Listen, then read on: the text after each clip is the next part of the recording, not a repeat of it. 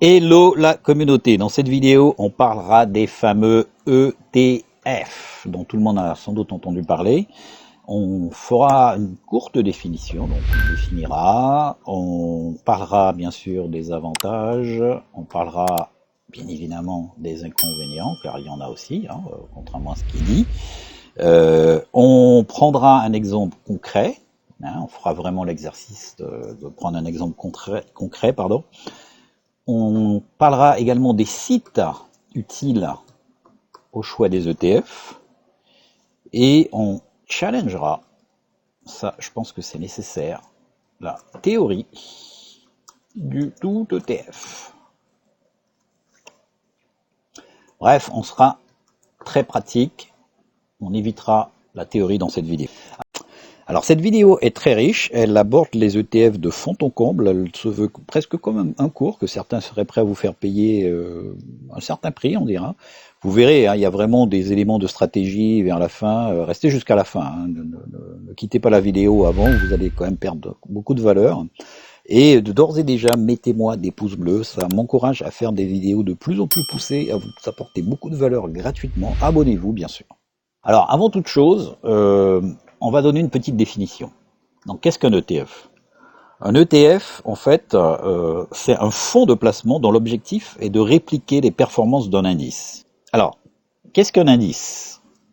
Un indice suit, je dirais, une sélection particulière d'investissement. Donc ça peut être une place boursière tout entière, comme le CAC 40 pour la place de Paris. Ça peut être bien sûr le Nasdaq, etc., etc. Un ETF peut aussi représenter une région. Ça peut être la Chine, l'Amérique du Sud ou du Nord, peu importe. Ça peut être également, un ETF peut représenter un secteur d'activité, par exemple tout ce qui est médical, tout ce qui est IA, intelligence artificielle. Un ETF peut représenter aussi des matières premières, des métaux précieux, etc., etc. Donc déjà, on pourrait se demander, mais est-ce qu'on a vraiment besoin d'un nouvel outil pour faire ça? Est-ce que c'est vraiment pertinent? Alors, il faut savoir que, d'une manière générale, un indice, comme on va dire l'indice des grandes places boursières, on va dire le CAC, le Nasdaq, etc., bat, plus de 90% des investisseurs. Plus de 90% des investisseurs sont battus par les indices. C'est-à-dire que si vous regardez sur une période de 10 ans, quelqu'un qui commence à investir par lui-même, qui n'est pas bien sûr formé, etc., il fait ce qu'on appelle du stock picking, versus quelqu'un qui va investir massivement sur un indice, on verra que celui qui investit sur un indice battra l'autre. Alors ça dépend de l'indice, bien évidemment. Là, je vous parle des grands indices comme le CAC 40, le Nasdaq, etc. Donc voilà, c'est une des raisons. Alors, on va prendre cet exemple-là, on va prendre l'exemple du Nasdaq. Alors maintenant, on va regarder ce qu'a fait le Nasdaq sur 10 ans, voir si ça aurait été intéressant d'acheter un ETF qui réplique le Nasdaq. Et pour s'en convaincre, donc on vient ici, on regarde cet indice, donc le symbole NDQ, le Nasdaq 100.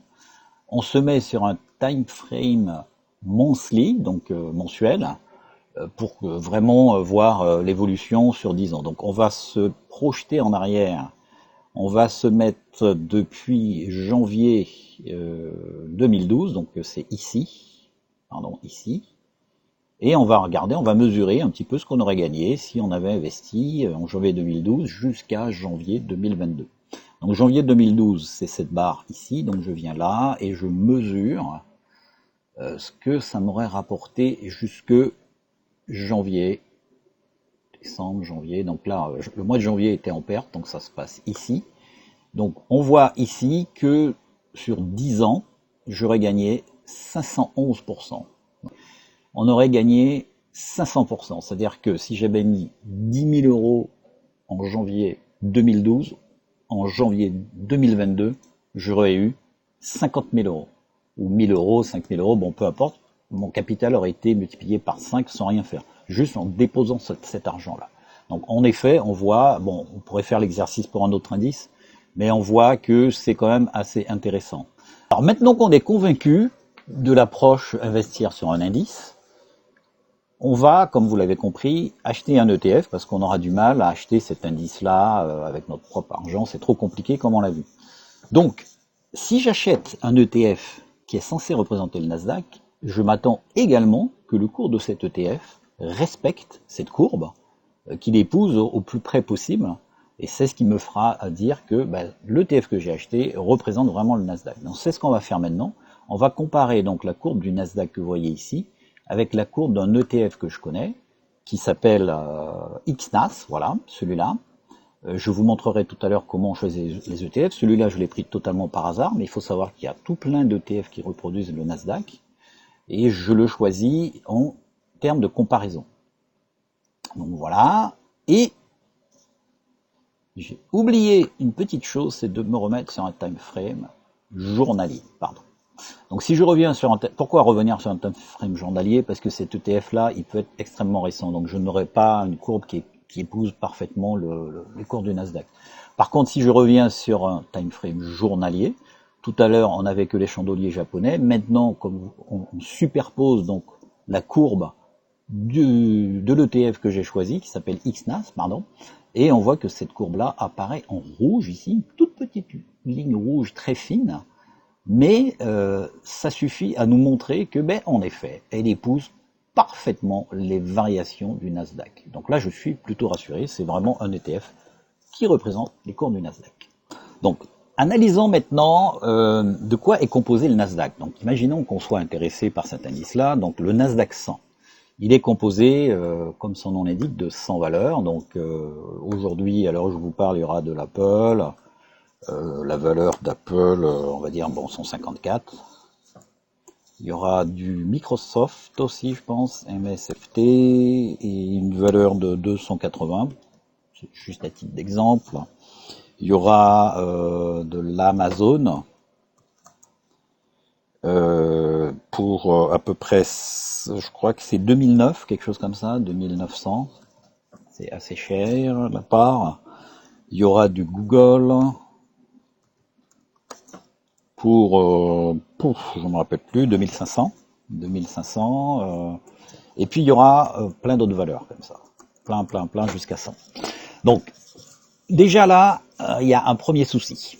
Je ne sais pas combien vous allez investir en bourse tous les mois ou je sais pas moi toutes les années, mais si vous deviez représenter le Nasdaq, déjà, on n'a même pas parlé des proportions dont je vais parler juste après, mais on voit là qu'il faudra acheter chacune de ces actions. Donc même s'il fallait en acheter qu'une, ce qui n'est pas le cas, j'expliquerai pourquoi, donc il faudra acheter Apple 154, plus Microsoft 280, plus Amazon 2009, plus Google 2005, donc ça commence à faire beaucoup. Et si on continue à tous les coups, si on veut acheter le Nasdaq 100, il nous faudra, je sais pas moi, peut-être 50 000 $ ou 50 000 euros. À chaque fois qu'on voudra acheter une part du Nasdaq 100. Donc on voit bien qu'il y a un problème. Deuxième problème qui se pose, c'est que c'est pas si simple. En fait, il faut respecter une certaine proportion en fonction de la taille de l'action. Je crois que par exemple Apple est représenté à 12%, 12, quelque chose pour cent. Donc, mais bon voilà. Je crois que Microsoft va être représenté à, on va dire des bêtises, mais je pense que je suis pas très loin de la vérité, à peu près à 10%, je crois, 10%. Et la liste continue comme ça. Donc c'est une liste un petit peu décroissante. Donc pareil, si je veux, en plus d'avoir besoin de 50 000 $ pour acheter tout le Nasdaq 100, je dis 50 000, c'est un chiffre au pif, hein, mais c'est peut-être plus, c'est peut-être moins, mais vous voyez le problème, il faudra aussi respecter ces proportions. Et ça n'est pas fini, c'est quand même une liste qui est assez dynamique. Donc il y a de temps à autre des valeurs qui vont sortir, et d'autres qui vont rentrer quoi, hein, des valeurs qui vont rentrer, des valeurs qui vont sortir, donc c'est une liste qui se construit de manière un peu dynamique. Donc il faudra respecter tous ces critères-là.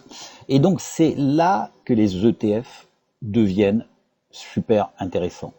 Parce que comme je vais vous le montrer, si j'achète un ETF sur le Nasdaq, je pourrais l'acheter pour une fraction de ce prix-là. Et donc, peu importe mon état de fortune, typiquement il y a des ETF sur le Nasdaq qui ne valent que 28 euros, moyennant 28 euros, je vais répliquer cet indice-là, et donc j'aurai les mêmes performances que cet indice-là. Donc c'est là où ça devient intéressant. Alors que, comme je viens de vous le démontrer, un individu normal ne peut pas répliquer le Nasdaq de manière fidèle, parce qu'il faut qu'il tienne compte, bien sûr, des sommes à engager, des pourcentages à respecter, du fait qu'il y a des valeurs qui rentrent, d'autres valeurs qui sortent. C'est trop compliqué. Et les ETF vont gérer tout ça grâce à des programmes informatiques, et tout ça sera fait de manière automatique. Alors maintenant, on va parler des avantages des ETF. Les avantages sont les suivants. Moi, je dirais diversification. Je viens de vous le montrer. Lorsqu'on achète un ETF sur le Nasdaq, en fait, on achète 100 parts d'entreprise en une fois. Et on n'a pas à se soucier des pourcentages, des proportions. On achète. Donc, c'est diversification. Le deuxième avantage, comme vous le verrez, ce sont les coûts réduits. On parle quand même de coûts aussi bas que pour certains. C'est pas une règle générale. Hein. La règle, c'est plutôt 0,10, 0,20, 0,30. Mais on peut aller jusqu'à 0,06% de frais annuels. Donc ça, c'est quand même des frais qui sont extrêmement bas. Ceux d'entre vous qui ont déjà souscrit à des SICAV, des assurances vie, vous savez très bien que ce ne sont pas du tout les mêmes frais. J'ai fait une vidéo d'ailleurs sur comment investir en bourse quand on est débutant, et j'explique dans une partie de cette vidéo l'impact énorme qu'ont les frais dans le temps. On parle de dizaines de milliers d'euros. Hein. Même lorsque on parle de delta de 0,5, de 1%. Hein. C'est quand même extrêmement important les frais. Le troisième avantage que je vois, et surtout pour les Français, enfin les Européens d'une manière générale, c'est la protection juridique. Il y a quand même une protection qui est portée par une espèce de norme qui s'appelle UCITS. Donc vous verrez UCITS TS. Quand on parlera, je vous montrerai les règles pour choisir les ETF, etc. Vous verrez que souvent, dans l'intitulé de l'ETF, il y a marqué UCITS, et en fait c'est une norme, donc UCITS ou OPCVM en français. Donc c'est un cadre réglementaire européen qui poursuit deux objectifs, je dirais. Donc le premier, c'est offrir une réglementation pour les fonds d'investissement, ainsi qu'un niveau relativement élevé de protection des investisseurs qui sont dans l'UE, donc l'Union européenne. Le deuxième objectif, il vise, je dirais, à supprimer la nécessité pour les investisseurs de l'Union européenne, encore une fois, de se préoccuper de la domiciliation des fonds, puisque tous les fonds UCITS peuvent être achetés et vendus dans toute l'UE, grâce, entre guillemets, au passeport européen. Donc ça, c'est vraiment une protection extrêmement importante, ça fait partie pour moi des avantages. Et enfin, le dernier, c'est que ça se traite en fait comme une action, comme une action. Ça n'est pas le cas de tout ce qui est assurance vie, OPCVM, etc. C'est pas aussi simple. Voilà, alors maintenant qu'on a parlé des avantages, on va quand même parler des inconvénients, parce qu'il y en a, contrairement à ce qu'on entend sur YouTube. Alors, je dirais pas qu'il y a des inconvénients techniques en tant que tel, il y a très peu d'inconvénients techniques. C'est vraiment une classe d'actifs magnifique, mais il y a quand même quelques petits inconvénients induits. Je dirais le premier inconvénient, c'est qu'il y a trop de fausses croyances. Et ça, je vais développer plutôt en fin de vidéo. Donc en fait, il y a, si vous voulez, il y a une fausse impression de sécurité, je dirais. Voilà, comme ça que je qualifierais ça. Ça peut aussi, les ETF peuvent induire une paresse intellectuelle. Puisqu'on se dit, ça y est, on s'occupe de tout pour moi, j'ai plus qu'à croiser les doigts, les bras, comme vous voulez, et puis j'ai plus qu'à attendre. Les investisseurs à succès, on dira, ne s'investissent pas complètement, enfin ne mettent pas tout sur des ETF. Ça, c'est faux. J'ai entendu ça une fois, et c'est juste faux. Que dire d'autre? Mais en fait, on reviendra à la fin sur ces fausses croyances. Il faut vraiment que je détaille un tout petit peu plus que je le fais ici. Voilà. Donc maintenant, on va voir quelques sites, on va les parcourir, on va voir comment les sélectionner, quelles sont les choses auxquelles il faut faire attention, etc., etc. Alors maintenant, je vais vous montrer un certain nombre de sites qui devrait vous permettre de choisir des ETF, si ça vous intéresse. On va commencer par des sites un tout petit peu généralistes, des sites où vous pouvez les acheter chez votre broker, ou les sites des fournisseurs d'ETF. On terminera par deux sites un peu plus avancés qui devraient vous permettre d'utiliser un tout petit peu plus de critères. Le premier site est le site de Boursorama. Donc Boursorama, courtier bien connu. Certains vous diront qu'il y a mieux aujourd'hui, peu importe, c'est pas l'objet du débat ici. Il y a quand même encore pas mal de monde qui se sert de Boursorama aujourd'hui, et c'est la raison pour laquelle je tenais à montrer ce site. Donc si vous venez ici, vous avez ce menu, dans le menu tout ce qui concerne les trackers ETF, et si vous choisissez palmarès, vous allez arriver sur cette page.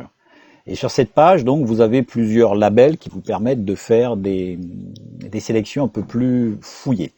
La première que vous pouvez utiliser est le fait que vous souhaitiez avoir des ETF dans le cadre d'un PEA. Donc si vous cliquez sur PEA ici, il ne va vous montrer que les ETF éligibles au PEA.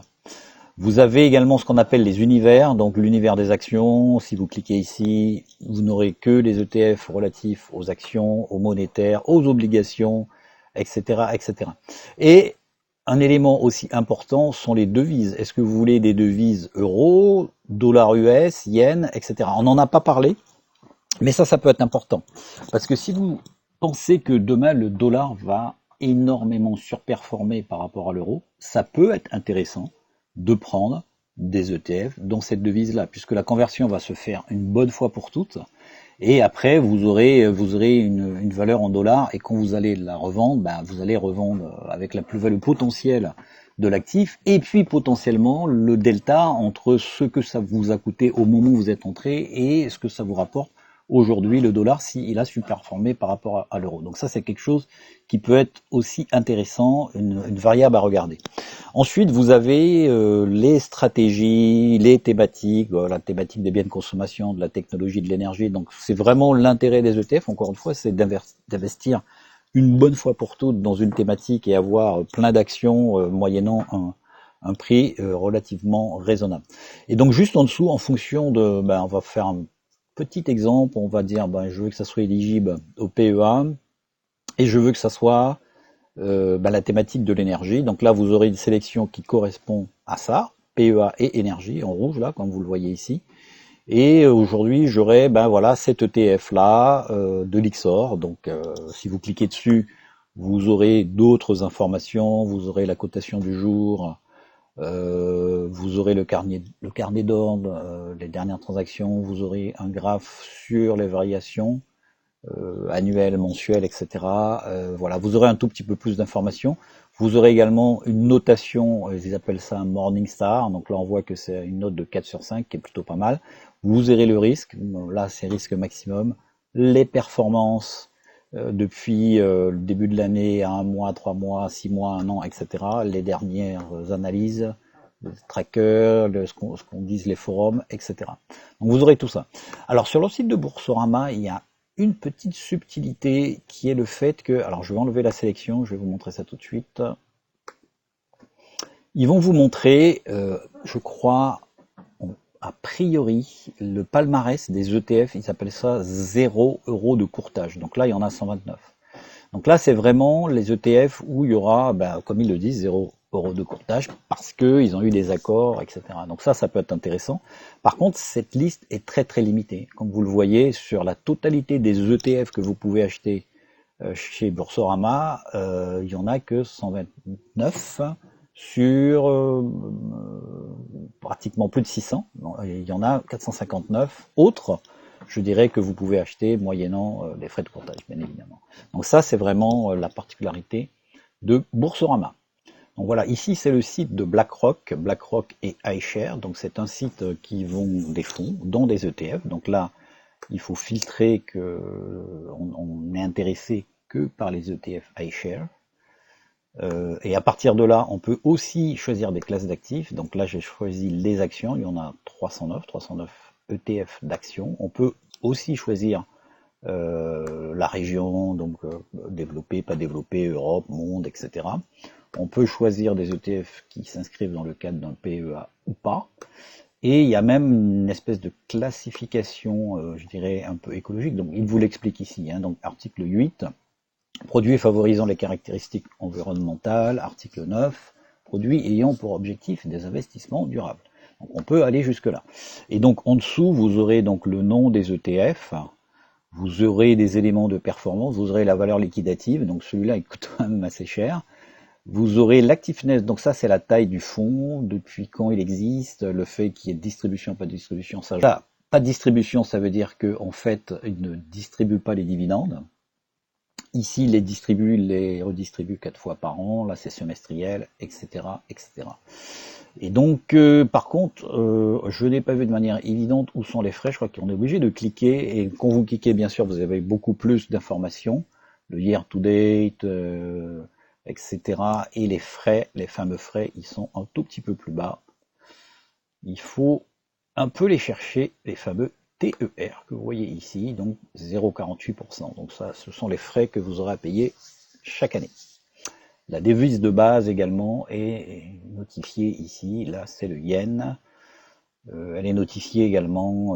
Alors, ça met un tout petit peu de temps à changer. Donc voilà. Donc là, on voit, hein, c'est du yen, ça c'est de l'euro, ça c'est du dollar, etc., etc. Donc voilà, ça c'est le site de BlackRock qui est un fournisseur d'ETF. Ce site, c'est le site de Lyxor qui vient d'être acheté par Amundi. D'ailleurs, on le voit ici, hein, si vous cliquez cette case sur ce site, vous verrez que les ETF d'Amundi. Là, comme je n'ai pas cliqué la case, j'ai la somme des ETF d'Amundi et de Lyxor, il y en a 380. Donc pareil, on peut se baser sur des thématiques. Donc là, je me suis basé que sur les ETF actions. On peut cliquer sur les ETF seulement de type obligation ou de type matière première, et à chaque fois, il vous montre en dessous le nombre d'ETF qui s'y rapportent. Vous pouvez choisir des géographies, etc. Donc vous verrez vous-même, même des devises. Celui-là, il est un tout petit peu plus intéressant que celui de BlackRock, je trouve, non pas de par la qualité des ETF, mais parce qu'il montre tout de suite les frais. Donc là, il les appelle TFE, et là, on voit tout de suite les frais. On voit de par le nom de l'ETF que c'est un ETF qui redistribue les dividendes. On voit la devise, donc là, c'est de l'euro, on la voit ici d'ailleurs.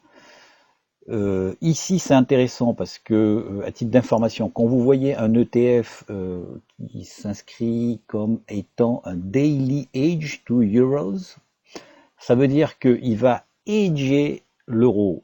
Autrement dit, c'est un ETF typiquement qui va être dans une devise, par exemple, américaine à la base, contrairement à ce qui est marqué ici. Et si on clique dessus, il l'explique en général. Hein. On va aller voir, ça va être plus facile à expliquer. Donc là, ils le disent, hein, donc c'est un ETF qui va distribuer les dividendes. Il est conforme à la directive OPCVM, c'est la fameuse directive UCITS, c'est pareil. Hein. Ce sont des synonymes. On le voit dans le nom de l'ETF ici. Et il cherche à reproduire la performance de l'indice SP500. Il est compensé dans l'impact des fluctuations quotidiennes de la devise de l'indice par rapport à l'euro.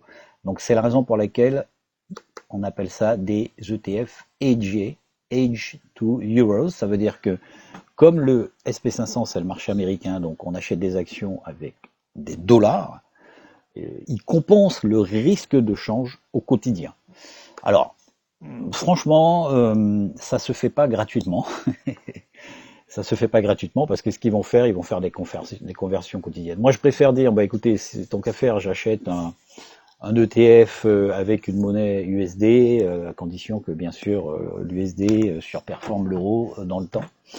Si ça vous intéresse pas, vous voulez vraiment rester en euros, ça peut être intéressant de prendre un ETF hedgé, hedge to euros, donc ils vont faire cette conversion au quotidien afin de réduire le risque de change. Le dernier site un peu généraliste que je veux vous montrer avant de passer sur des sites qui vont plus nous permettre de choisir nos ETF, c'est le site qui s'appelle ETF.com. Donc celui-là, je ne vais pas le détailler. Alors, ETF.fr n'existe pas. Enfin, c'est un site qui existe, mais il n'a rien à voir avec les ETF, si j'ai bonne mémoire. ETF.com, il ne parle que d'ETF. Malheureusement, il est en anglais, mais il y a vraiment une mine. C'est vraiment une mine d'informations. Si l'anglais ne vous fait pas peur, je vous recommande d'y aller. Ils font énormément d'articles. C'est vraiment un site qui est extrêmement... Le site qu'on va voir maintenant est un site un tout petit peu plus intéressant parce qu'il va vraiment nous servir à faire notre choix. Il s'appelle justetf.com, donc comme vous le voyez ici, dans la barre d'adresse également. Et quand on va arriver sur ce site, on va se servir de l'ETF Screener. On va faire voilà ETF Screener et on va atterrir sur cette page-là. Et alors, il y a plusieurs choses à dire. Donc, sur la partie gauche, vous voyez le nombre d'ETF, la liste de tous les ETF qui sont répertoriés sur ce site-là. Et vous voyez le nombre, le chiffre ici, le nombre ici 2016. Et c'est subdivisé par catégorie, donc les equity, les bonds. Donc bonds c'est obligations, donc actions, obligations, métaux précieux, matières premières, cryptocurrency, immobilier et le marché, je dirais, de la monnaie, donc en fait le forex. Donc, imaginons qu'on ait à faire un choix, on peut potentiellement se servir de ça. Mais on peut aussi se servir de ce qu'il y a en bas. Typiquement, on peut directement aller voir les indices. Donc, en prenant un exemple concret, on est intéressé par reproduire l'indice du Nasdaq. Donc, on va taper Nasdaq ici, et il va nous proposer le Nasdaq 100. Donc, ce que je vais faire, je vais choisir le Nasdaq 100. Et donc là, bien sûr, mon résultat est plus petit que les 2016 qu'on avait au préalable, donc je n'ai que 13 ETF possibles pour le Nasdaq 100. Je peux utiliser d'autres filtres, comme celui-là, socialement responsable, l'âge, enfin bon, depuis quand cet ETF-là existe. Est-ce que c'est éligible au PEA? Donc il n'y en a que 2 qui sont éligibles au PEA ici, etc., etc. La taille du fonds, enfin bon, il y a quand même énormément de paramètres, donc je vous laisse les regarder. Il y en a qui sont, je dirais, intéressants à comprendre. Ce sont ceux-là, donc long only, donc ce sont des ETF qui vont parier à l'achat sur le Nasdaq. Et short and leverage, ce sont des ETF. Alors les shorts, c'est l'inverse de long, c'est-à-dire que l'ETF va évoluer de manière inverse à l'évolution du Nasdaq. C'est-à-dire que quand le Nasdaq va baisser, ça va prendre de la valeur, et quand le Nasdaq va monter, ça va perdre de la valeur. Leverage, c'est pour utiliser un effet de levier. Il est possible d'acheter des ETF, je vais vous en montrer un juste après sur le Nasdaq. Il est possible d'acheter des ETF avec effet de levier 2 par exemple, qui vont surperformer potentiellement 2 fois mieux que le Nasdaq. Donc voilà. Donc une fois que vous avez cette sélection, vous avez un certain nombre de colonnes. Donc bien sûr vous avez le nom, vous avez des colonnes. Alors parmi les colonnes les plus importantes, je dirais, il y en a 3 a priori, mis à part les performances qui sont importantes. C'est la currency, est-ce que c'est un fonds en euros, est-ce que c'est un fonds en USD? Comme je vous ai dit, ça peut être important, suivant que vous prévoyez que par exemple le dollar surperforme l'euro dans les 5-10 ans qui viennent, vous pouvez très bien acheter un fonds en dollars. La taille du fonds est importante, ça vous permet de voir que ce ne sont pas de petits fonds. Donc celui-là, il a 150 millions d'euros sous gestion, celui-là 100 millions, pardon. Celui-là a 4 milliards, etc., etc. Et ici, une colonne très importante, les fameux frais. Donc les frais, ça va vraiment de 0,20 à 0,33. Et comme je vous l'ai dit, j'ai fait une vidéo sur comment parier en bourse lorsqu'on est débutant, et on voit vraiment l'importance des frais. Donc ça, c'est vraiment un critère extrêmement important. Et on voit bien sûr les performances sur une semaine, sur un mois, sur 3 mois. Donc là, les performances se tiennent un peu parce que, encore une fois, ils sont censés représenter le Nasdaq. On va prendre un au hasard. On va reprendre celui-là. Je crois que c'est celui-là que j'ai pris en exemple. Xtracker. Donc, encore une fois, donc c'est XNAS le ticker, et l'ISIN c'est celui-ci. Donc déjà ça vous donne quelques informations. Donc là on voit qu'il coûte 27,70 €. Vous pouvez télécharger une notice en français ici. On voit qu'il n'est pas éligible au PEA, puisque je n'ai pas fait le tri éligible PEA. On voit la taille du fonds, on voit la réplication, donc c'est un paramètre dont je n'ai pas encore parlé. Donc la réplication, c'est comment est-ce que cet ETF-là réplique l'indice. Il y a plusieurs réplications possibles, soit une réplication synthétique ou une vraie réplication. Donc là, c'est une vraie réplication, comme on le voit ici. C'est-à-dire qu'ils vont vraiment acheter les actions, les 100 actions du Nasdaq pour répliquer l'indice. Il y a des réplications qui sont synthétiques, ou ils vont acheter une partie et ils vont acheter d'autres choses qui se rapprochent, etc. Je ne veux pas être trop dans le détail ici. Les frais, on les a vus. La stratégie, donc c'est du long. Donc c'est un fonds en USD. Alors là, il vous donne la valeur en euros parce qu'il sait que je suis en euros. Il vous donne une idée de la volatilité en un an, 21%, etc., etc. Il y a énormément de paramètres, je vous laisse les découvrir. Je vais juste m'arrêter sur quelques-uns. Donc là, il vous donne, ben voilà, c'est le Nasdaq 100. Donc évidemment, on s'attend à avoir de l'Apple, du Microsoft, et à chaque fois, il vous donne les pourcentages. Ce sont les pourcentages exacts du Nasdaq. Voilà, et surtout à la fin, il vous dit où est-ce que vous pouvez acheter ces ETF, sur quel marché. Donc sur le marché italien, sur le marché de Londres, sur le marché suisse ou sur le marché allemand. Donc vous pouvez acheter cet ETF à peu près sur tous ces marchés. Une chose très importante dont j'ai déjà parlé, vous allez remarquer ce sigle UCITS dans le nom de l'ETF. Encore une fois, ça veut dire que c'est un ETF qui suit la norme européenne. C'est-à-dire que si vous avez un compte chez un broker comme Interactive Broker, vous pouvez très bien acheter cet ETF-là, même s'il est sur le marché allemand, ça fonctionnera, même si vous êtes un citoyen français, un citoyen européen.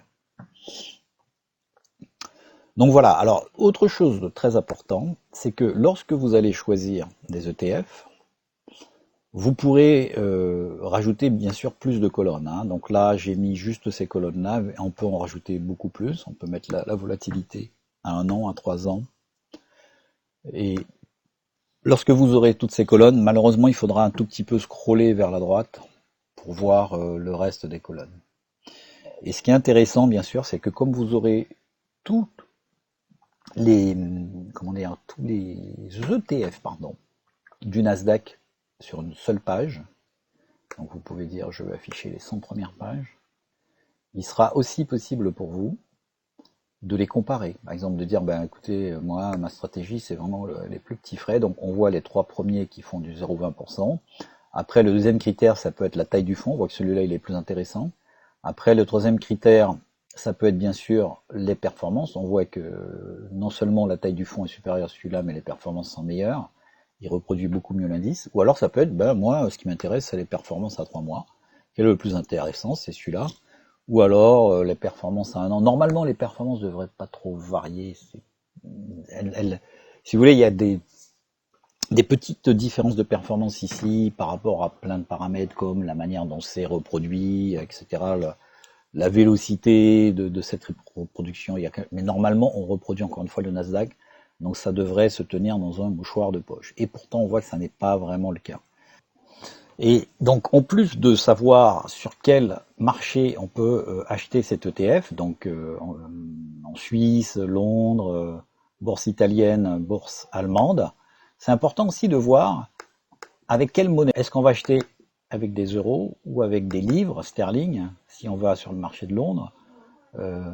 On peut aussi, quand on va sur le marché de Londres, acheter en USD, c'est-à-dire en dollars. Si on va sur le marché suisse, on va l'acheter en CHF, en francs suisses, et sur le marché allemand, en euros. Donc ça, c'est quand même, ça fait partie des décisions importantes à prendre. Si vous avez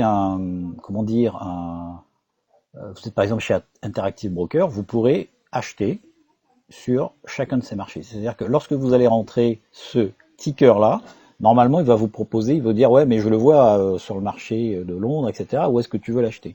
Et donc, si vous l'achetez à Londres en USD, ben, il va l'acheter en USD.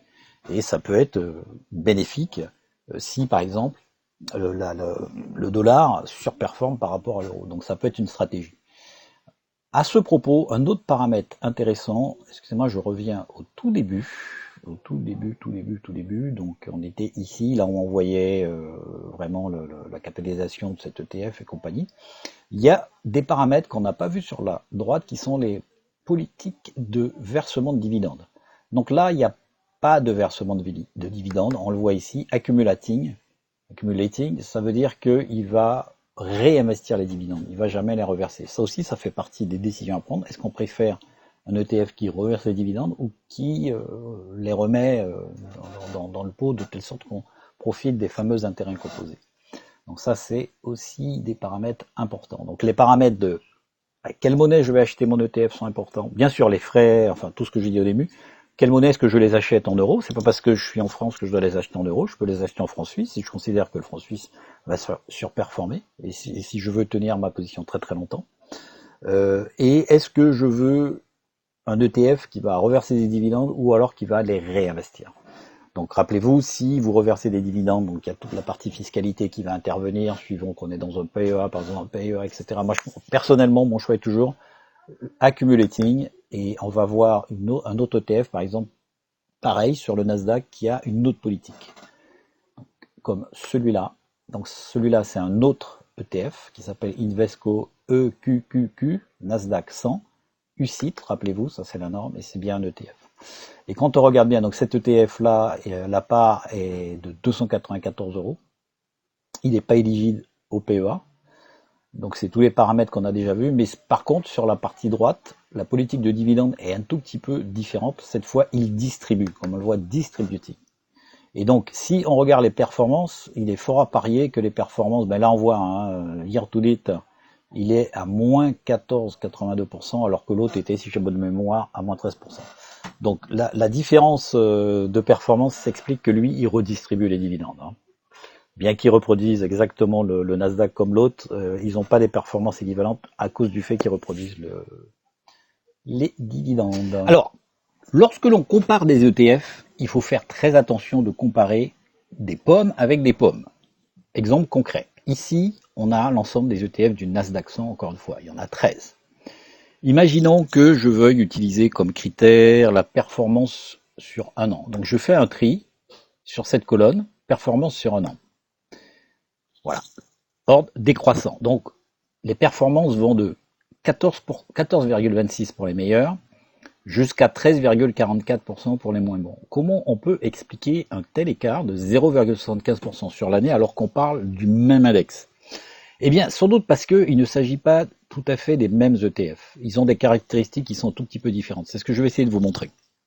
Donc, on va regarder, par exemple, la première ligne, donc 14,49, 14,24. Ça va être celui-là. D'accord? Donc, si on regarde les caractéristiques, c'est un ETF qui ne distribue pas de dividendes. Ok? Il l'accumule. Les dividendes, il réinvestit, on va profiter des intérêts composés. Si on revient sur la liste, on va prendre celui qui était à 13,44, celui-là à l'année, donc c'est cette ligne.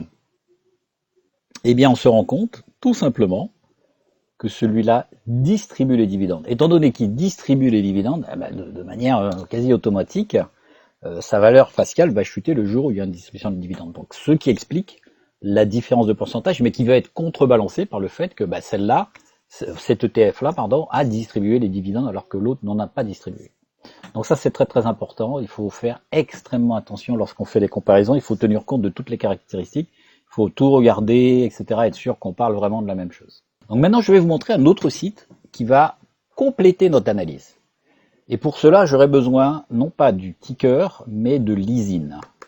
Donc je vais copier l'ISIN ici, et je vais aller sur cet autre site qui s'appelle morningstar.com. Je vais chercher la valeur avec l'ISIN, et normalement, et donc il est censé me le retrouver. Si j'avais utilisé le ticker à tous les coups, je peux vous garantir qu'il l'aurait peut-être pas trouvé. Donc là, je vais analyser cet ETF sous un autre angle. Donc ici, il vous présente plein de chiffres comme l'autre, et vous verrez qu'il y a pas mal de sous-catégories, comme dans l'autre d'ailleurs, hein, mais il y a une sous-catégorie en particulier qui va m'intéresser, c'est celle-là. Cette sous-catégorie va me donner des éléments de risque que je n'avais pas forcément dans l'autre site.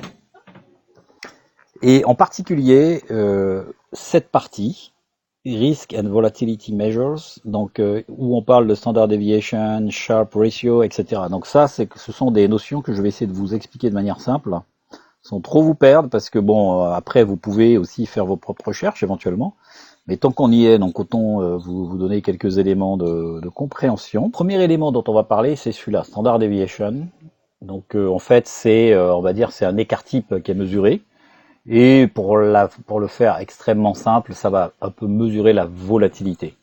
Donc il va vous donner trois valeurs. La volatilité de cet ETF-là, la colonne Investment, la volatilité de la catégorie et la volatilité de l'index. Donc là, l'index, c'est quand même le Nasdaq 100. Et en fait, c'est quoi la catégorie? Il vous l'explique un tout petit peu à gauche, si vous venez ici. La catégorie, pour composer la catégorie, ils ont pris des large cap growth, donc ce sont des capitalisations boursières d'une certaine taille, plutôt de type croissance. Et au lieu de prendre 100 valeurs comme le Nasdaq 100, ils en ont pris 615 ici. Donc ils comparent le Nasdaq 100 à une catégorie, un panier d'actions qui fait 615 valeurs. Et donc ce panier d'actions aurait une volatilité de 19,70 et notre Nasdaq 100 une volatilité de 19,80. Enfin notre ETF. Et le Nasdaq 100, 19,43. La différence entre les deux, c'est que bien que ça soit une réplication quasi parfaite, il y a des temps de latence, etc. Donc il y a bien sûr des volatilités, il y a des arbitrages à faire, etc. Donc ça, c'est vraiment une mesure de volatilité. Le Sharpe Ratio, c'est un tout petit peu plus compliqué. Donc comment dire, c'est une mesure qui est assez bien connue en finance. Elle a été développée par un prix Nobel, William Sharpe. Et elle est utilisée pour aider les investisseurs à comprendre le rendement d'un investissement par rapport à son risque, en fait. Donc le ratio est le rendement moyen obtenu au-delà du taux sans risque par unité de volatilité ou de risque total. Donc en fait, qu'est-ce que ça veut dire? Ça veut dire qu'ils vont prendre le rendement de cet ETF, ils vont lui soustraire un rendement de quelque chose qui n'est pas vraiment à risque, comme les bons du trésor à 20 ans, etc. Et ils vont diviser tout ça par l'écart type. Parce que en effet, ce qu'ils essaient de faire, c'est de dire, bon, peut-être que les rendements à 20 ans sont pas très élevés, comparativement au Nasdaq, mais à quel prix? Au prix de quelle volatilité? Donc ils ramènent tout ça à la volatilité. Ils disent, c'est la différence entre le rendement du Nasdaq 100 et un rendement qui n'aurait absolument aucun risque, comme des obligations, des bons du trésor, mais quand même, on va rapporter ça à une volatilité qui est la volatilité de cet ETF-là. Et en général, on dit que quand on a un Sharpe ratio supérieur à 1, on est très très bien. Donc là, vraiment, cet ETF a un Sharpe ratio qui est vraiment pas mal. Alors le R carré là, donc en fait, ça représente le pourcentage des mouvements d'un investissement qui s'explique par les mouvements de son indice de référence. Donc il y a des calculs savants, etc. On dit que R carré inférieur, donc moins de 70%, est moins pertinent pour la performance d'un rendement. Donc là, c'est pas le cas, donc c'est plutôt pas mal. Bon, après, il y a ces deux chiffres-là qui sont plus ou moins corrélés. Je vais pas rentrer dans trop de théories. Je vais plutôt parler de l'alpha ici, qui mesure la différence entre les rendements attendus d'un investissement en fonction de son bêta, donc en fonction de cette valeur que je n'ai pas définie, et de ses rendements réels. Un alpha positif indique que l'investissement s'est mieux comporté que ne le prévoyait son bêta. Un alpha négatif indique qu'un investissement a sous-performé. Donc là, il est positif, donc il est plutôt pas mal. Donc, en gros, il faut regarder la volatilité, le Sharpe ratio. S'il est inférieur à 1, c'est vraiment du top. Le R carré, donc supérieur à 70%, et cette valeur-là, il faut qu'elle soit positive. Donc en gros, ça peut. Alors, encore une fois, très sincèrement, hein, là on est vraiment dans la cerise sur le gâteau. Hein. Il faut pas se baser que là-dessus pour prendre une décision. La décision, on verra tout à l'heure, mais les grandes décisions, c'est-à-dire, est-ce que je vais parier sur un indice sur 10, 15 ans, je vais faire du DCA, est-ce que je vais parier sur une classe d'actifs, les matières premières, parce qu'en ce moment il y a la guerre et on sait très bien que les matières premières vont coûter de plus en plus cher. C'est ça les grandes décisions. Donc là, après, c'est vraiment pour différencier des ETF entre eux, quoi. Mais encore, c'est pas toujours pertinent, pour être très franc avec vous. Mais je vous donne cette information et je vous explique comment l'utiliser. 1, 2, 3, je chauffe ma voix. Voilà, donc maintenant on va parler de stratégie d'investissement dans les ETF. Stratégie étant un grand mot. En gros, on va essayer de donner les grandes directions. Donc moi, je dirais, il faut savoir quel horizon vous visez? Est-ce que si c'est un horizon moyen-long terme, c'est de 10 ans, la stratégie d'investir sur des indices est vraiment pas si mauvaise que ça, comme je l'ai montré. Alors il y a des périodes creuses, hein, il y a le Nasdaq n'a pas bougé de 2008 pratiquement à 2011-2012, si j'ai bonne mémoire. Donc il faut pas s'attendre à investir pour 4-5 ans, là on parle plus de 10-15 ans. Et quand on suit une telle stratégie, on suit la stratégie dite du DCA, Dollar Cost Average, où on va investir un tout petit peu tous les mois. Typiquement, vous allez faire un retrait de votre compte bancaire et vous allez le mettre sur votre compte de bourse et vous allez passer un ordre quasi automatique. Vous allez prendre 1, 2, 3, 4 parts d'un ETF sur un indice Nasdaq 100, sur un indice peu importe, CAC 40, sur un indice monde. Il y en a plein. Vous allez sur le site Just ETF, comme je vous ai montré, vous verrez tous les choix possibles. Donc ça, c'est la première façon de faire. La deuxième manière de faire, je dirais, c'est plus en mode opportuniste, voilà, comme aujourd'hui, on est en guerre. Donc de manière opportuniste, on sait très bien que ce qui va monter, ce sont les matières premières. Mais encore une fois, il faut faire super attention quand on investit sur les matières premières. Les prix sont vraiment erratiques, hein. C'est-à-dire que la semaine dernière, c'est bien monté jusqu'à lundi dernier. Donc là, on est le 14 mars. Jusqu'au 7 mars, c'est bien monté. Et puis après, ça n'a quand même pas arrêté de baisser, hein. Ça risque de remonter si la guerre continue, mais il faut savoir ce qu'on fait. Là, c'est la raison pour laquelle je parle d'investissement opportuniste. Donc là, il y a les matières premières. Donc la guerre, ça fait monter quoi d'autre? Les métaux précieux, puisqu'on en a quand même besoin. Ça fait monter aussi tout ce qui est cybersécurité, puisque c'est une guerre un peu spéciale. On n'a encore rien vu, mais bon, il est possible qu'il y ait des attaques de type cybersécurité et toutes les startups américaines ou françaises qui sont dans ce domaine-là, potentiellement, elles vont prendre de la valeur. Potentiellement. Encore une fois, c'est quand même des stratégies plutôt risquées. Je préfère la stratégie DCA, la première. Voilà.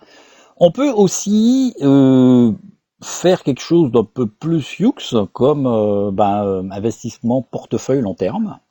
Donc j'ai fait une vidéo sur Redalio, le portefeuille 4 saisons, où j'explique en gros sa philosophie, que je vais rappeler ici. Donc Redalio, Redalio, 4 saisons, lui, il disait, un bon portefeuille c'est quoi? Un portefeuille équilibré qui survit y compris aux bombes nucléaires, c'est 30% d'actions, c'est 40% de bons du trésor, bons long terme, c'est 15% bons moyen terme, MT, c'est quoi d'autre? C'est 7,5% de matières premières, voilà, matières premières, et c'est pareil, 7,5% d'or. Si vous voulez suivre un tel portefeuille, c'est très simple. Vous retournez sur le site Just ETF, et à gauche, rappelez-vous, il y avait Commodities, il y avait Bonds, etc. Vous faites votre choix, vous respectez ces proportions-là, et vous avez un portefeuille long terme. Donc ça, c'était le portefeuille de Redalio. Alors, il est plus ou moins challengé de nos jours à cause de l'or, etc. Il y a d'autres types de portefeuilles, donc vous allez sur un autre site que je vais vous montrer, qui va vous permettre de faire un choix avec d'autres types de portefeuilles, de voir un petit peu dans le temps comment ces portefeuilles-là se sont comportés, et de voir comment on peut les répliquer aussi avec des ETF. En termes de stratégie, ce que l'on peut faire aussi, c'est de reproduire les stratégies des grands investisseurs et de les traduire sous forme d'ETF. Donc pour ce faire, on va se servir de ce site, Portfolio Visualizer. Donc je m'étais servi lors de la vidéo sur Redalio, sur le portefeuille 4 saisons, toute saison, anti-crise, appelons-le comme on veut, le portefeuille donc de Redalio. Et je vous montrais les performances de ce portefeuille dans le temps, etc. Je m'étais servi de ce site-là. Et là, on va s'en servir aussi pour simuler un autre grand investisseur. Et je vais vous montrer comment est-ce que ça va se passer. Donc, on va pas reprendre Redalio. Donc, Redalio, c'était ça, Redalio All Seasons. Là, on va prendre un autre qui s'appelle Harry Brown. Le Permanent Portfolio. Donc Harry Brown, c'est qui? Donc c'est cette personne, c'est la personne qui a écrit ce livre-là. Ce Permanent Portfolio, comme vous voyez, il y a quand même pas mal de bonnes notes sur Amazon. Je mettrai le lien dans la description. Mais revenons à nos moutons. Donc là, j'ai choisi la stratégie d'Harry Brown. Donc c'est 25%, 25%, 25%, 25% de chacun de ces ETF. Donc le site va choisir des ETF par défaut pour reproduire son portefeuille. Et avant de voir un petit peu comment ça se passe, on va déjà analyser ce portefeuille. Il va nous donner un certain nombre de résultats. Il va nous dire que de 1985 à 2022, alors là il a remis d'équerre un petit peu les dates en fonction de plein de paramètres suivant que les assets qu'on voit ici existaient ou pas en 85, donc il a démarré en 2005, donc de 2005 à 2022. La performance est la suivante, elle est de 7,17% par an en moyenne. Donc c'est une performance qui est plutôt pas mal. Et surtout dans la performance, ce qui est intéressant, c'est de voir la pire année, moins 3%, et le max drawdown. Donc si vous n'avez pas vu ma vidéo sur Redalio, je répète, le max drawdown, c'est la perte maximale que vous auriez eu à subir si vous aviez vendu au pire moment. D'accord ? Donc c'est très bien expliqué ici. Donc c'est une stratégie qui est plutôt pas mal, hein. Elle vaut celle de Redalio.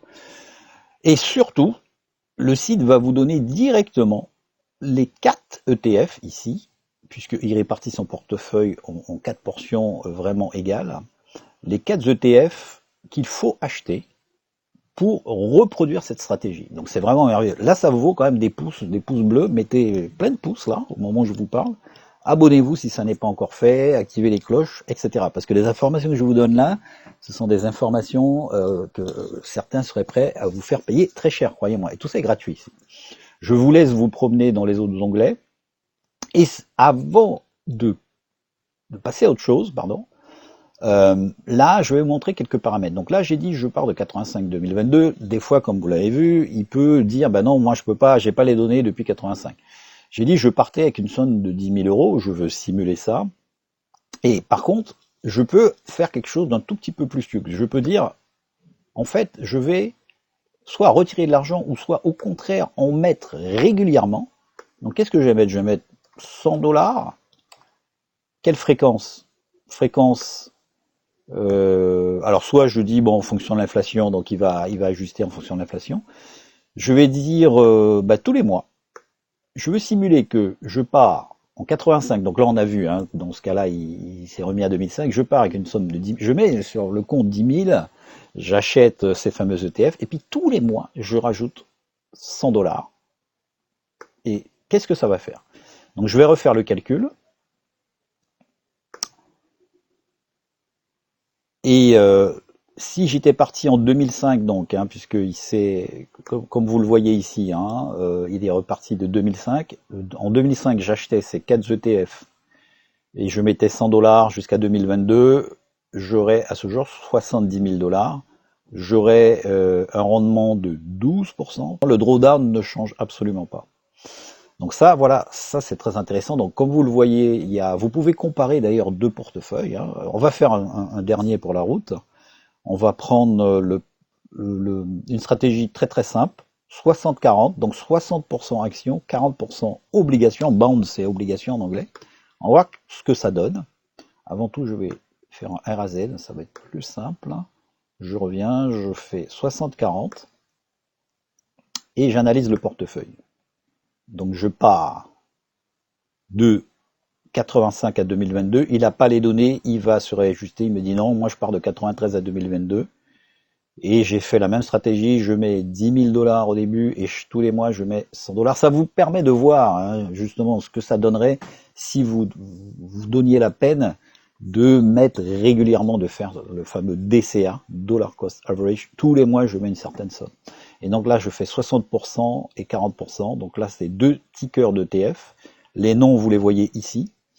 À ce propos, hein, si vous allez chercher ces tickers là, il est possible qu'ils n'existent pas. Sur les sites de Vanguard, des fois, il y a ils renomment les tickers, etc. parce qu'ils sont trop anciens. Mais vous voyez, en gros, ce qu'il faut acheter. Hein, ils le disent, hein, 60% de stock, 40% d'obligations. Et quelle est la performance? Elle est de 11,54%. Par contre, le drawdown n'est pas terrible, il est de 30%. Et la pire année de 20%.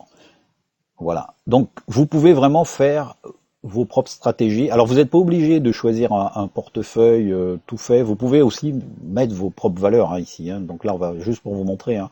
Si vous dites, ben voilà, moi, je veux investir sur de l'Apple. Si j'avais investi sur de l'Apple et sur du Microsoft depuis 85, hein, je vais partir de 85. Encore une fois, il va sans doute réajuster.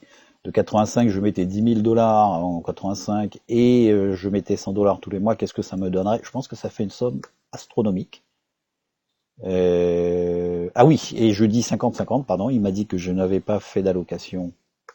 Excusez-moi. Donc là, je mets 50% de Microsoft et 50% d'Apple. Donc j'analyse le portefeuille. Je pars, donc il a fait depuis 87 là. En 87, je mets 10 000 dollars sur le compte. Et en 2022, je me réveille, j'ai 57 millions en pariant sur Apple et Microsoft. Bon, à l'époque, il fallait savoir qu'il fallait parier sur eux. Hein. C'est facile à dire aujourd'hui. Et là, ça me fait carrément un rendement annuel de 27%. Enfin bon, c'est des chiffres qui sont complètement fous. Par contre, j'aurais souffert. Hein. La pire année, moins 66%. Et le max drawdown, ça veut dire à un moment, si j'avais tout vendu, je perdais moins 70%. Voilà, donc c'est ce que je voulais vous montrer. Ce site est extrêmement intéressant. Maintenant, on va voir, du moins, on va détailler les inconvénients des ETF. Je les ai un tout petit peu rappelés en préambule. J'ai dit que les ETF, pour moi, sont juste parfaits. On aurait tort de s'en priver. C'est un très bon investissement.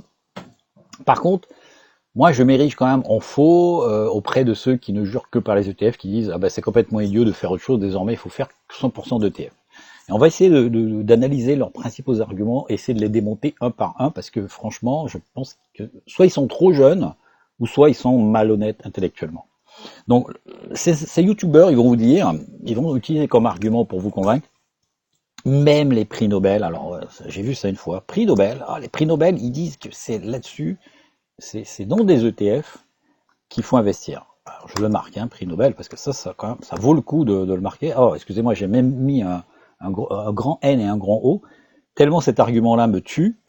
Moi, je n'ai qu'une chose, hein, je ne vais pas argumenter. Si l'un d'entre vous connaît un prix Nobel d'économie ou de quoi que ce soit, qui est devenu très riche avec la bourse, surtout vous le mettez en commentaire. Moi, je ne connais pas des masses. Je connais plutôt l'inverse. Je connais des fonds qui ont été créés et où ils ont fait venir des prix Nobel justement pour comme quotient moral. Et ces fonds-là, vous faites vos recherches sur Internet, vous verrez de quels fonds il s'agit. Ils se sont totalement effondrés, ils n'ont pas duré longtemps. Il y a comme une espèce de malédiction qui fait que plus on met de prix Nobel, de polytechniciens, de ce que vous voulez dans des fonds, et moins ils performent. Donc l'argument de dire même les prix Nobel disent que c'est bien, pour moi c'est zéro. Donc ça, celui-là, on va passer très vite. Le deuxième argument est de dire, là il parle des professionnels, donc professionnels qui font moins bien dans leurs fonds que des ETF. Alors là, c'est toujours pareil. Moi j'appelle ça un faux raisonnement.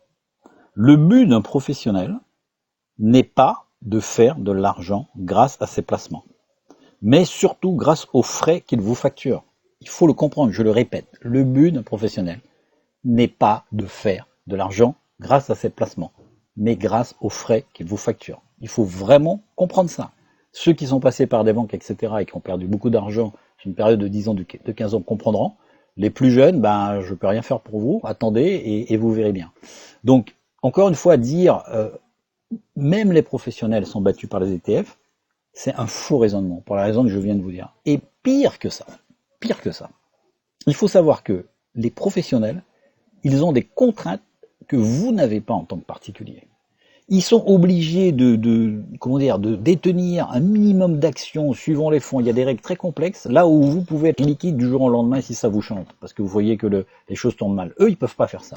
Donc ils sont comme des baleines, là où vous pouvez être comme des poissons libres dans l'eau, et vous pouvez être beaucoup plus agile qu'eux.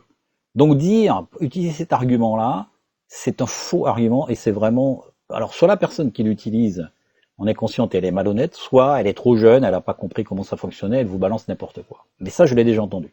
Donc ça, c'est pareil, c'est un argument qui tient absolument pas la route. On peut pas dire, puisque les professionnels se plantent, ils font pas mieux que les indices ou que je ne sais quoi, qu'il faut faire que de l'ETF. C'est un faux raisonnement. L'autre argument, c'est de dire 90 à 95% des particuliers perdent. Ça c'est vrai, on le sait, mais c'est le cas dans tout business.